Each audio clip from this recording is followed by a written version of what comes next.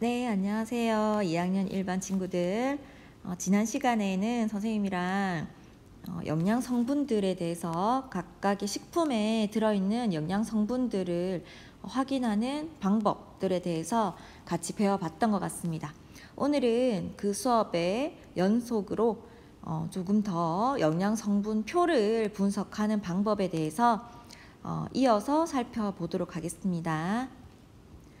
지난 시간에 이 영상을 보려고 하다가 우리가 시간이 끝나서 마무리가 되었는데요.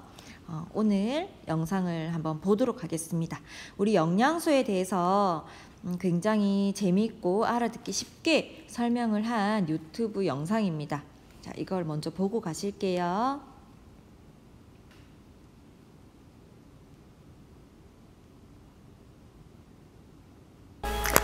자, 오늘은 좀 영양소나 식단에 대해서 알아보려고 하는데요.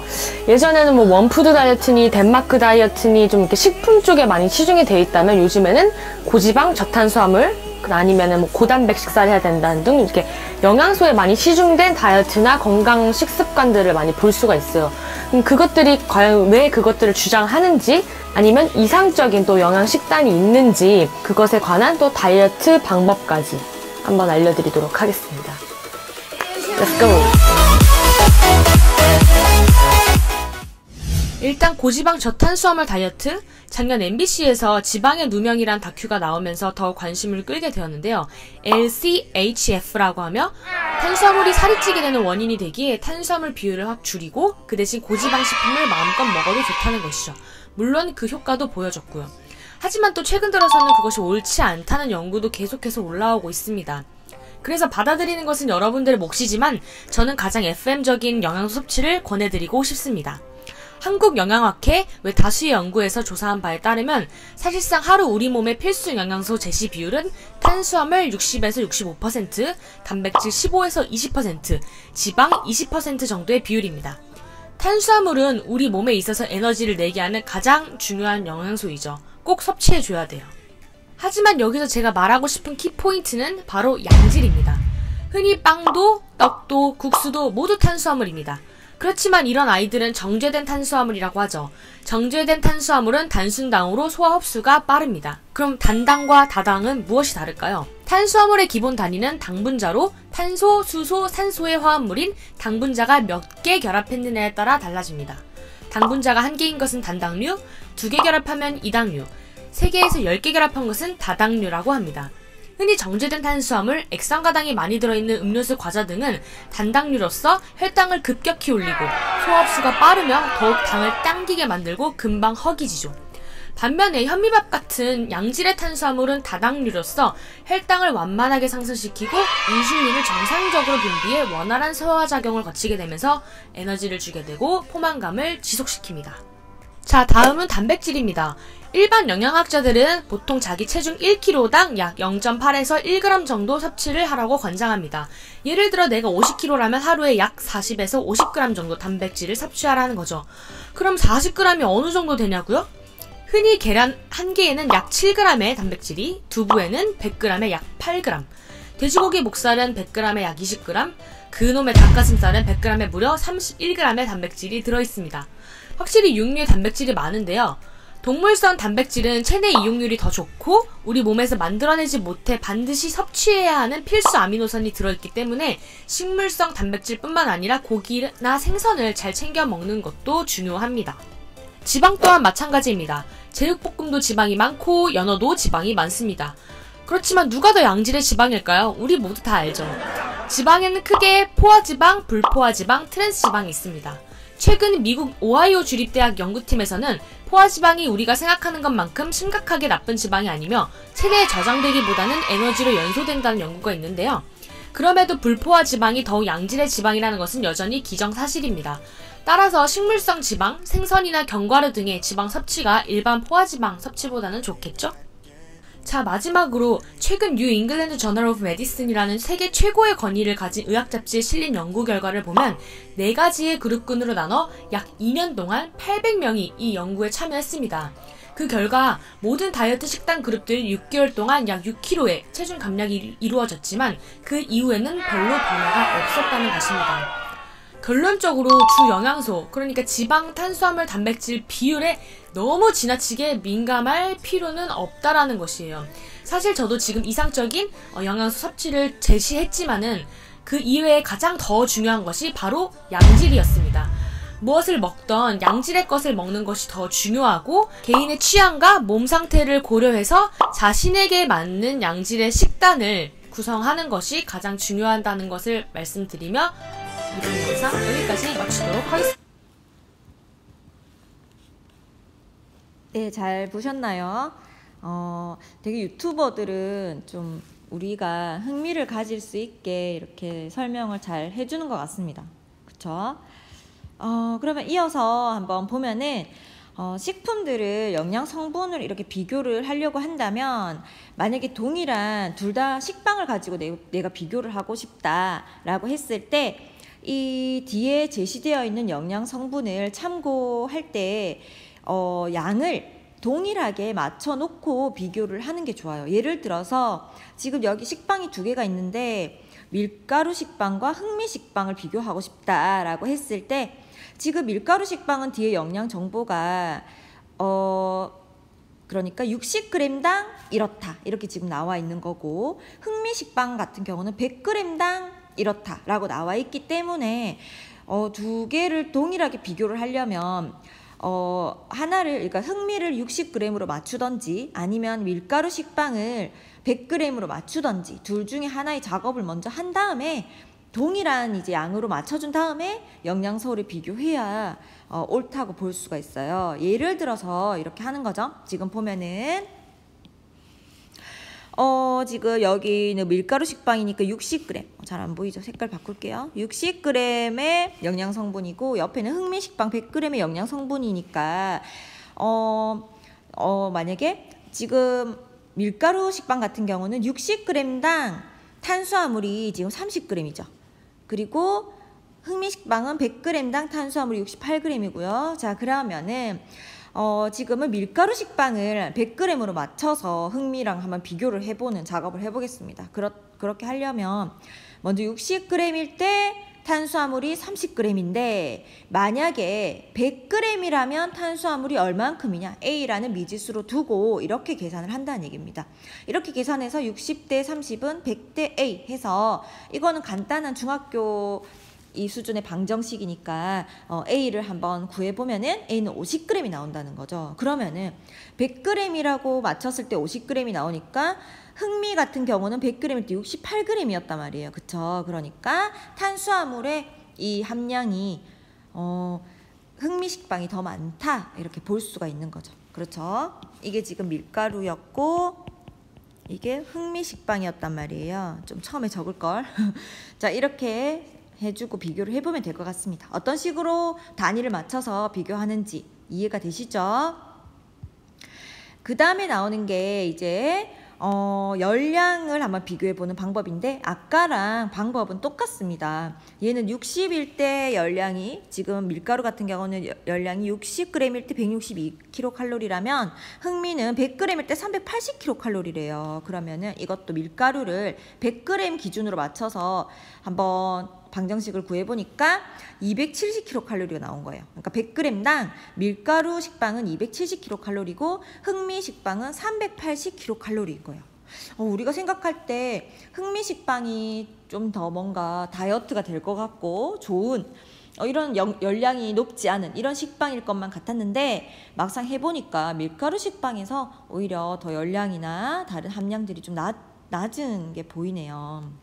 그쵸? 아까 유튜버가 이야기했듯이 사실은 양질이 더 중요하긴 하지만 이러한 수치보다는 좋은 영양소를 섭취해야 한다는 거, 그걸 명심해 주시면 좋겠고, 밑에도 계속 나트륨도 이런 방식으로 구하면 이렇게 나올 수 있다 하는 예시가 나와 있는 거고요. 그러면 이거 지난번에 선생님이 수업 시간에 줌으로 우리가 만나자 줌으로 만나서 집에 있는 냉장고나 찬장으로 가서 음식을 꺼내와서 바로 그때 비교해서 보자 이렇게 얘기했었는데, 지금 조금 상황이 여의치가 않아서 지금 이렇게 수업을 또 녹화를 하고 있습니다. 그래서 여러분들은 꼭 냉장고에 가서 자신이 좋아하는 음식 하나만 딱 고르더라도 골라서 영양 성분을 이렇게 한번 보고, 그 다음에 만약에 아이스크림이다 그러면 아이스크림을 종류별로 2개 골라서 이런 식으로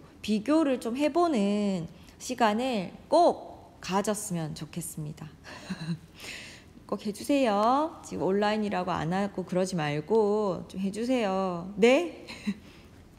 그러면은 이제 비만을 예방할 수 있는 방법으로 넘어가 보겠습니다. 우리가 지난 시간부터 지금 앞 시간까지 쭉 했던 건 음식물에 있는 이런 영양소들에 대해서 좀 치중을 했다면, 이제는 본격적으로 우리의 생활과 그 다음에 우리가 살아가면서 에너지를 얼마나 섭취하고 또 얼마나 소비하고 이렇게 하고 있는지를 살펴보는 쪽으로 조금 방향을 틀어보도록 하겠습니다. 지금 나와 있는 게 뭐냐면 비만인데요. 사실 유아부터 요즘에는 청소년까지 비만도가 굉장히 높아지고 있는 추세라고 해요. 물론 어른들도 마찬가지고. 비만이 많이 생기고 있는 이유는 아무래도 많이 움직이지 않는 습관, 그런 거겠죠? 요즘에는 워낙에 이제 PC나 그 다음에 핸드폰으로 뭔가를 검색하고 보고 이런 활동들을 주로 하기 때문에 옛날처럼 막 밖에 나가서 쥐불놀이 하고 막 윷놀이 하고 이렇게 하지 않잖아요. 그래서 너무 옛날로 갔나요? 어쨌건 너무 앉아있는 시간이 길다 보니까 좀 그런 게 있는 것 같아요. 선생님도 그래서 너무 움직임이 좀 없는 것 같아가지고 항상 이제 시계에다가 그런 설정을 해놓습니다. 내가 하루 동안에 소모하고 싶은 칼로리와 그다음에 몇 번 일어서기, 그다음에 뭐 움직임 이런 것들을 좀 목표량을 기록을 해놓고 참고하고 있거든요. 그래서 선생님이 막 학교에서 업무에 시달리다가도 막 이 시계에서 이제 일어날 시간이다 이런 신호를 주면 이상하게 좀 너무 바쁜데도 불구하고 안 일어날 수가 없더라고요. 그래서 일어나서 한번 일어나서 조금 기지개도 펴고 이런 식으로 하고 있습니다. 선생님 건강을 위해서. 그래서 여러분들도 많이 움직이고, 그 다음에 여러분들은 이제 지금 3층에 있으니까 옆에 공간혁신으로 만들어진 그 교실의 존재를 알고 있잖아요. 거기 가니까 막 탁구대도 있고 뭐 이렇더라고요. 그래서 그런 데 가가지고 여러분들이 많이 움직이는 활동들을 많이 했으면 좋겠습니다. 그러면 이제 비만도 많이 줄겠죠.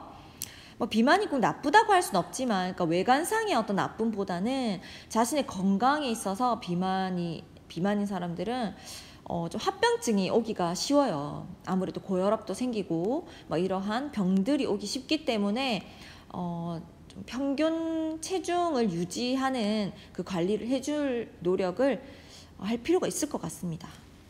네, 그래서 너무 마른 것도 사실 보기 싫지만요. 그래서 선생님 영상을 하나 준비했는데 일단은 이거는 넘기고, 그러면 에너지 대사의 균형인데 여러분들 당연히 알 거예요. 에너지 대사의 균형이 이루어져야 한다는 것을.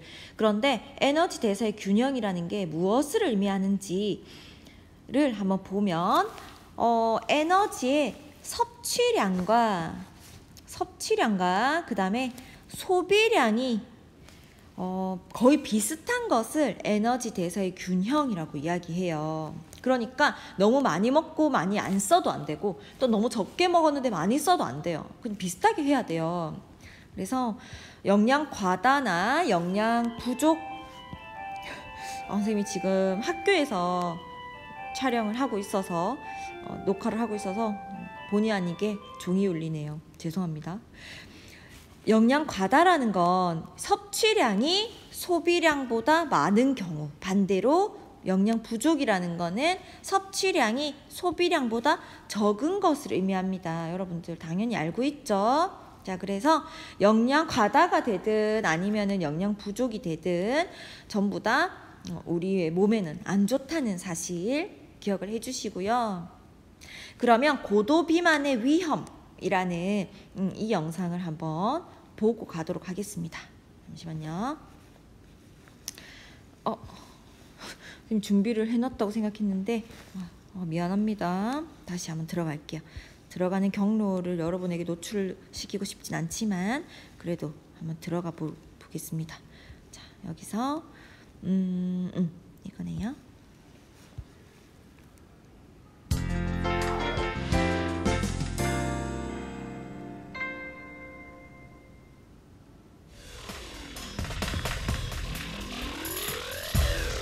여기 비만을 바라보는 또 하나의 시선, 허윤석 교수가 있다. 비만은 당뇨, 고혈압 이런 것과 같이 중요한 생활습관 병입니다. 그런데 과거에 우리가 잘못 알고 있다. 우리가 잘못 알고 있는 상식으로 인해서 많은 오해를 하고 있고 편견을 갖고 있고 그렇기 때문에 이걸 병으로 인정을 안 하는 거죠. 그러면서 환자들은 많은 고통을 받게 됩니다. 고도비만, 비만 이건 꼭 치료를 받아야 되는 질환입니다. 당신은 어떤 시상템에 서시겠습니까?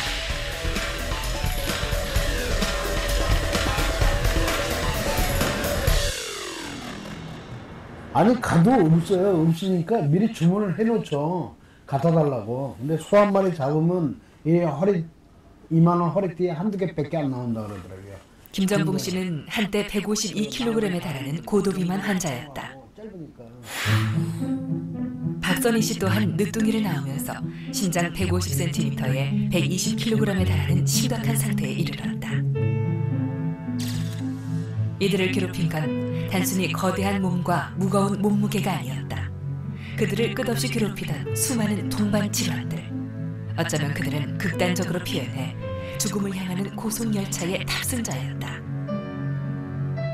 당시 김정봉 씨의 복부 CT 화면을 보면 섬처럼 작아 보이는 것이 장 부분이고 나머지 부위는 모두 지방으로 둘러싸인 상태.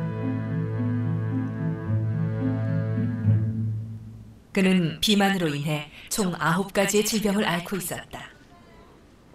당뇨, 고혈압, 심장 문제, 퇴행성 관절염에 자다가 숨이 멎어버리는 수면 무호흡증까지. 몸무게는 늘고 있었지만 그의 수명은 질병들로 인해 잠식되고 있었다. 박선희 씨 또한 거듭되는 탈장과 관절염으로 거동조차 불편했던 상황이었다. 어느 날 여러 가지로 자꾸 몸이 안 좋아져서 병원을 갔더니 고지혈, 빈혈, 관절, 콩팥, 그런 데다 또 투석까지 해야 된다는 과정까지 오고, 그래서 이 상태로라면은 5년도 3년도 참 예약이 돼 있지 않다고 그렇게 말씀하신 걸로 알고 있습니다. 교수님이, 다른 병원 교수님이. 그리고 거기서 제가 탈장 수술을 의뢰를 했더니 그쪽 병원에서, 거기도 꽤 큰 병원인데, 일반 병원이 아닌 큰 병원인데 저를 거부했어요. 왜냐하면 좀 위험하다는. 국내 주요 사망 원인 1위에서 4위까지인 암, 뇌졸중, 심혈관 질환, 당뇨병이 체질량 지수 30을 넘는 고도 비만자들에게서 그 위험도가 월등히 높아지는 것을 확인할 수 있다.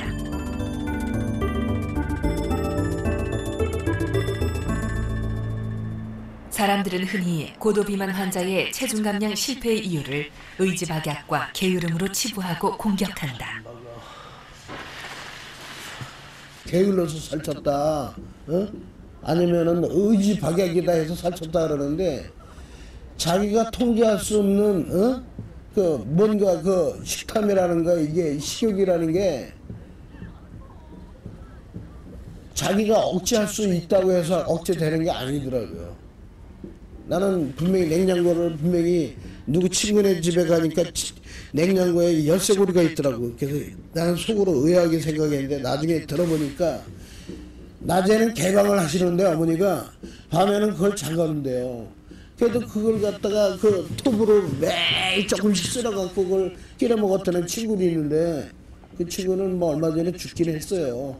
이 담낭을 없애고, 그러니까 담낭이 아파갖고 담낭을 절개하고 난 다음에 얼마 후에 뚱뚱하다 보니까 심장마비 걸려서 죽었는데, 근데 그 친구도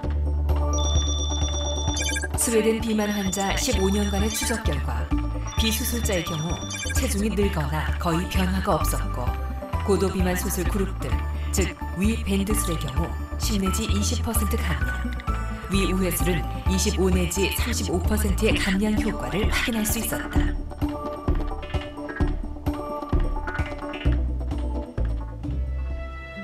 김정봉 씨와 박선희 씨는 2008년 허윤석 교수에게 고도비만 수술 후 현재 각각 40여 킬로그램씩 감량했다.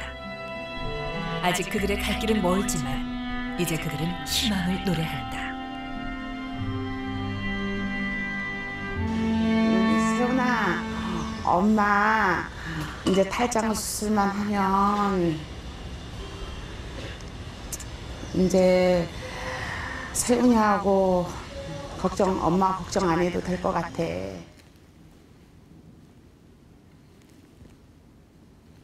네, 잘 봤나요?